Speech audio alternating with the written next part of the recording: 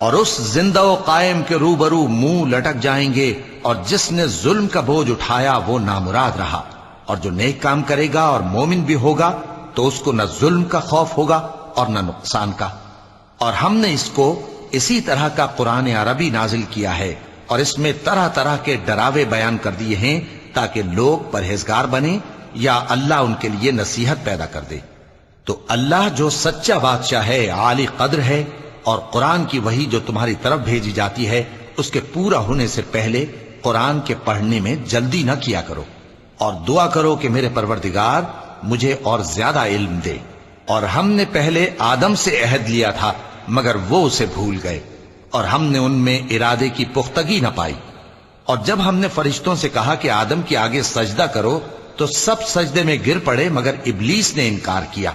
اس پر ہم نے فرمایا کہ آدم، یہ تمہارا اور تمہاری بیوی کا دشمن ہے، تو یہ کہیں تم دونوں کو بہشت سے نہ نکلوا دے، پھر تم تکلیف میں پڑ جاؤ۔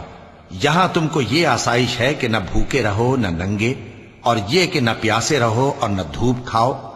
پھر شیطان نے ان کے دل میں وسوسہ ڈالا اور کہا کہ آدم، بھلا میں تم کو ایسا درخت بتاؤں جو ہمیشہ کی زندگی کا باعث ہو، اور ایسی بادشاہت کہ کبھی زائل نہ ہو؟